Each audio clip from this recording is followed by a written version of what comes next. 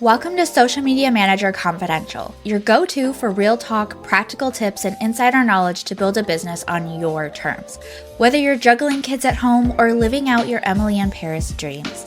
I'm Shanté, an award-winning social media manager and agency owner of Sugar Punch Marketing.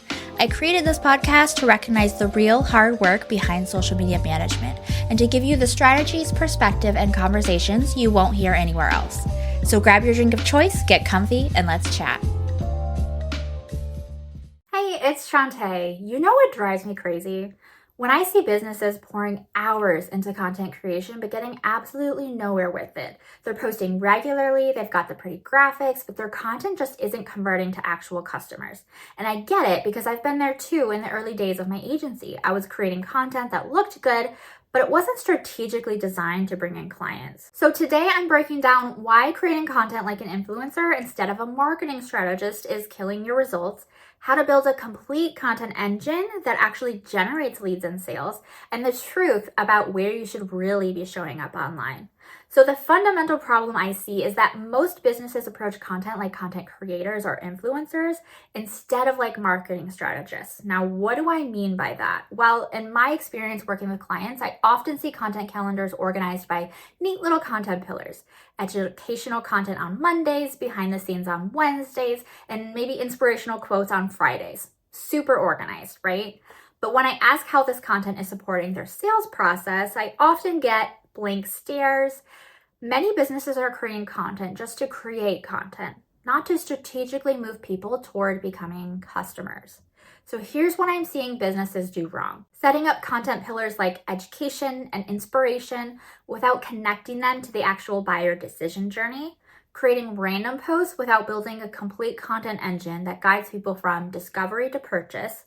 Obsessing over going viral without focusing on whether that content actually converts. In my agency, I've seen firsthand how a post with relatively low views can generate high quality leads, while viral content sometimes produces no business results at all. It really drove home the point that visibility without strategy is really just noise. So let's talk about what actually works based on what I've implemented with real clients who are seeing real results. Create content based on the buyer journey, not content pillars. First, you need to ditch those generic content pillars and create content based on the buyer decision journey. That means thinking about the actual stages your customers go through when making a purchase decision. I've talked about these before, but I'm going to talk about them again. At the awareness stage, they're just realizing they have a problem. They're not looking for you specifically. They're just becoming aware something's not working. For the consideration stage, your audience now knows they have a problem and is actively looking at potential solutions, including you and your competitors. Then you have the decision stage where they're ready to choose a solution and they just need that final push. I've seen in my agency how restructuring content around these journey stages can transform results. When we help clients focus on their customers' actual decision journey rather than random content pillars, engagement becomes more meaningful and conversion improves. If you want more details on how that works and what content to create for each pillar, I've done a 3-part content series on just that I'll link for you. The second major mistake is not having a complete content engine. And a content engine is a phrase that's new to people. So a content engine is all the touch points that work together to move someone from first discovering you to becoming a customer. It's not just your Instagram posts, it's how those posts connect to your website, your lead magnets, your email sequences, and ultimately your sales conversations. When a client first onboards us, I usually find that they have plans to have strong social content, that's why they're hiring us, but then they don't have a clear path for followers to become customers. There's no bridge between their engagement and their business results, which is why when we implement a complete content engine, we have proper nurturing sequences and conversion touch points, because that's when we see engagement actually translate to sales. Your content engine needs to include discovery content where people first find you, nurture content, how you build the relationship over time, and then conversion content, what pushes them to make a decision. Notice how this mirrors the buyer journey that we just talked about. These pieces need to work together seamlessly. Your social posts should naturally lead to your lead magnet, which should naturally lead to your email sequence, which should naturally lead to your offer. Let me share a real example from our work with Paula, who runs an influencer marketing agency. When she came to us, her online presence wasn't capturing the sophisticated expertise that had earned her industry recognition. Despite managing campaigns for major brands, her content felt inconsistent and it didn't reflect her true authority. So instead of random posts that drained her time, we created a strategic framework aligned with different stages of her buyer's journey. We developed specific content categories like hot takes on influencer marketing for awareness, inside the industry content for interest, and expertise-focused content to build trust and authority. The results were significant. Paula's brand presence went from inconsistent to authoritative. She saw a nearly 10x increase in accounts reached over a 90-day period, with a 6.7x growth in profile activity and profile visits from potential clients. And she started to see more website visits, collaboration requests come through, and follows from her ideal client. The third major mistake is thinking virality equals sales. It doesn't. I've seen businesses chase trends and go viral, but still struggle to get clients because they're attracting attention from people who have no interest in buying. In my experience, content that speaks directly to your ideal client's specific situation will almost always outperform trend-chasing content when it comes to actual business results. My ideal client isn't the type to like a post or comment or even DM me, but they'll definitely take notice. They'll watch or scroll through my content and then inquire to work with me. Most high-paying clients are lurkers. Now, this brings me to another huge mistake: creating content that slams customer behavior or makes fun of customers.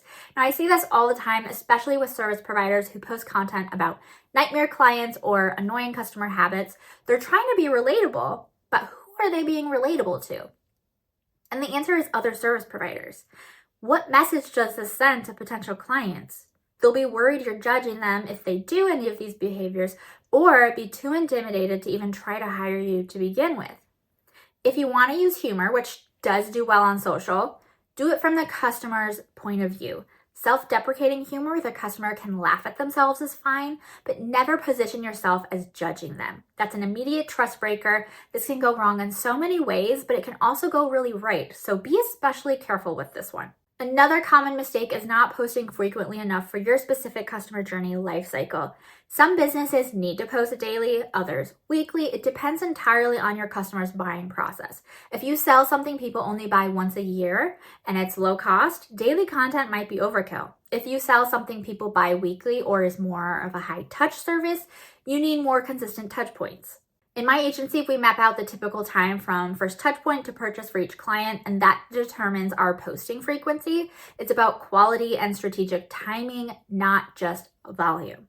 And finally, a massive mistake I see is businesses trying to be everywhere at once. I've often seen businesses stretching themselves too thin across multiple platforms, spending countless hours on content with minimal results. When we analyze their customer behavior and identify where their actual leads come from, we can usually eliminate several platforms and focus efforts on the ones that truly matter for their business. This strategic approach typically leads to less work and better results, which is exactly what we want from an efficient content strategy. Your content strategy needs to be built around where your specific customers discover new brands, where they're mindlessly scrolling platforms, research solutions, where do they save content or spend more time reading, where they look for social proof, so reviews, testimonials, case studies, and where they make decisions. So where are they in work mode versus casual browsing? Now, I do want to touch on one thing. What about working with big influencers? Personally, I recommend running campaigns with micro influencers, which is under 10,000 followers. They often drive better results than big influencers, and their engagement rates are higher. Their audiences trust them more, and they're often more affordable. Focusing on relevance and quality of engagement typically outperforms raw numbers when it comes to influencer partnerships. Now, if you need help creating a content strategy, I created my Marketing Quick Starter class specifically for this challenge. It's a complete framework that helps you build sales psychology-driven content strategies that actually convert. It takes all the guesswork out of content planning and gives you clear templates for mapping out buyer journey-based content. You can find it at shop.sugarpunchmarketing.com. And if you want me to create your content strategy for you, I have a strategy retreat service that delivers your custom strategy within 2 to 3 weeks. These fill up quickly, and I only take a few clients on for these each month, and you can book yours on my website, sugarpunchmarketing.com. So this is the part where I remind you that your content struggle isn't because you're not creative enough. It's likely because you're approaching content like a creator rather than a strategist. That mindset shift can transform your results. And that a strategic content approach often means less content overall, but better results, which means you can finally get off the content hamster wheel and focus on what actually moves the needle. And finally, remember that the point of content isn't engagement, virality, or even audience growth. It's moving people closer to working with you. Keep your eye on that goal with every piece you create. If you found this helpful and want more support, I've got 3 ways you can take action right now. If you're a social media manager, join the free Social Media Manager Lounge where you'll connect with other social media managers navigating the same challenges. Check out my 3-part buyer decision journey series to learn more about creating content that sells. And if you're serious about implementing what we covered today, check out my Marketing Quick Starter class. It's packed with the exact frameworks you need to build content strategies that actually convert. And if you're still here, please let me know if you enjoyed this by liking, subscribing to the channel, or DMing me on Instagram. Your support is what keeps me creating this content while handling all the production and editing myself.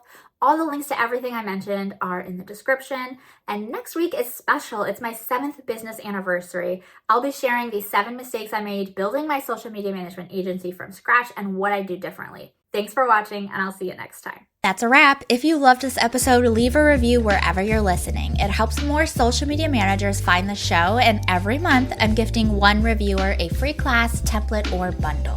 Screenshot your review, post it to your Instagram stories, and tag me at Sugar Punch Marketing for a chance to win. Need more support? Come hang out in the free SMM Lounge, grab my best freebies, or check out my masterclasses and templates. It's all linked in the show notes. Thanks for listening, and I'll catch you next time.